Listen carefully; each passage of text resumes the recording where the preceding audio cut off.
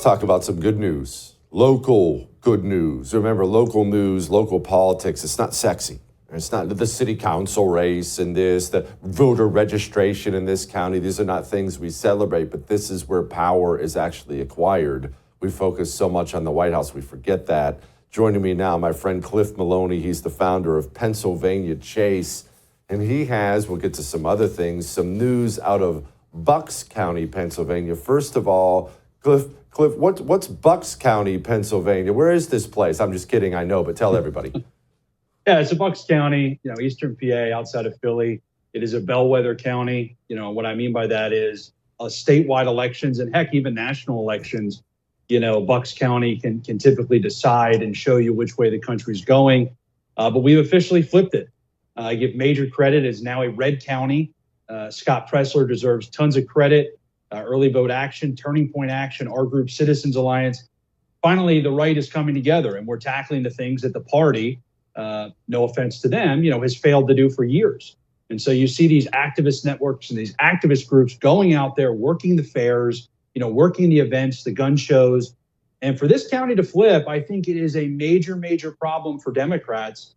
And Jesse, another number I'll share with you, since this conviction, the amount of votes that have been net gains for Republicans, and I'm not even talking about since the assassination attempt, but since the conviction, you're talking tens of thousands of votes across Pennsylvania that are now registered more Republican than Democrat in a state where Trump only lost by 80,000 votes.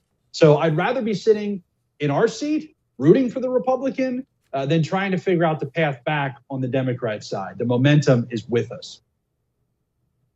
Okay, Cliff, what do you make of that particular thing? Because Democrats very clearly thought that convicting him of a felony, running on, he's a convicted felon, they thought that would be a win for them. And while obviously you don't have to convince me that only makes me mad, but the norms and normas out there, I figured it would sway a lot of them. Well, I can't vote for a criminal. Are these convictions so transparently political that it didn't sway even the norms and normas? Yeah, and to be honest, Jesse, it surprised me. If you would have told me a year ago that the Mary Jo beer can voters wouldn't bite into this apple and say we can't vote for a convicted felon, I didn't have that much hope. I thought it would work, and luckily for Trump and for people that believe in trying to restore the country, it backfired. And it wasn't just the convictions. First they weren't going to impeach the guy, then they impeached him, then they weren't going to charge him, they charged him, they weren't going to convict him, they convicted him. Now we're still debating if they're going to put him in prison. It doesn't look like it now because I think they're finally learning their lesson. And then, my gosh, the guy gets shot in the face, right? So I think all of these things have created, politics is a crazy game. It is a crazy world. And there are major players trying to figure out these variables to control us, right? This is about actual control and power over the people. And I think right now, Democrats are just running scared. They are scrambling. And they're going to have to try to figure out how in 2-3 months they can present this former narc just with a horrendous kind of unknown record, backing the Green New Deal, being this radical. How are they going to put together a message that connects with mainstream America? I wouldn't want to be them right now. How does she play in Pennsylvania? Because I realize there are very much at least two different Pennsylvanias. The Pennsylvania where I grew up is Amish country and it's farmland and it's that's the Pennsylvania I know, but I know there's a Philly side of it that's not the one I grew up in. How does Dome play in that state? Kamala has a major inner city problem.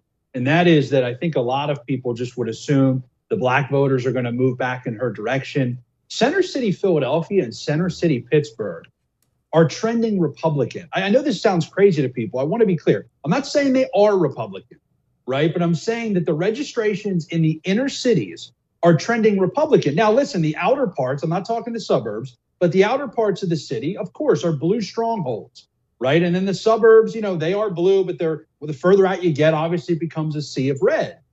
Kamala doesn't connect. I went to school in southeastern Pennsylvania outside of Philadelphia.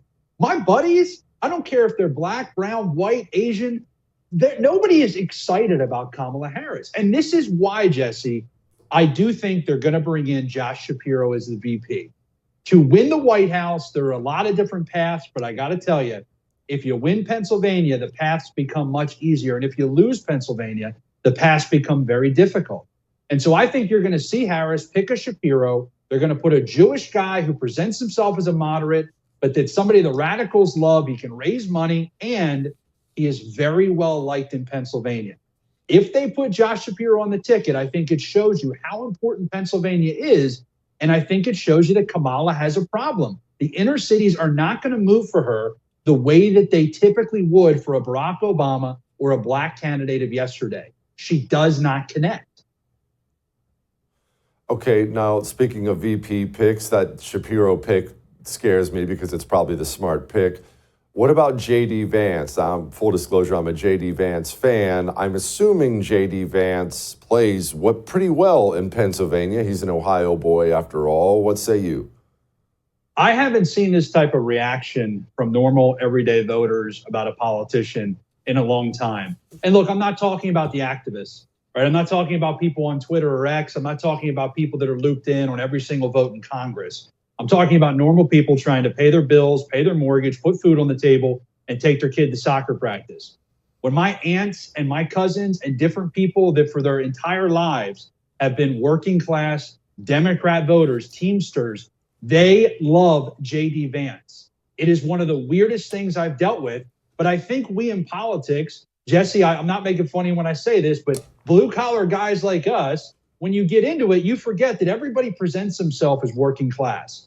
But when somebody meets an individual that really pulled himself up, has a great story, and it's authentic, it connects with voters. And so I think the working class in Pittsburgh, Philadelphia, all throughout Pennsylvania, I think J.D. Vance is real to them. He's authentic. And you compare that with these other politicians, and my gosh, they're exactly what you'd expect them to be. You know, the same old talking points. Josh Shapiro versus J.D. Vance, I think it's a challenge, but I think it'll end up being a huge win when people hear J.D.'s message. Okay, and finally, the voter integrity situation in Pennsylvania. Everyone remembers 2020. Have things improved there? Are they going to improve there? What are we doing to try to take care of some of this stuff? Yeah, well, look, here's the thing that I'm not supposed to say out loud. Even if they run the same playbook of 2020, which I think they will, right? Let's say you look at Pittsburgh and Philadelphia. A lot of ballots went out to people who moved out of state, but somehow they came back. A lot of ballots went out. We found out later some of those people were deceased. But they ran up the numbers in those counties where they had the votes. But remember what I said earlier, Jesse, through our work at PHH, we are finding that the registrations are getting smaller for Democrats, which means you have fewer ballots to mess with. You can only have 100%.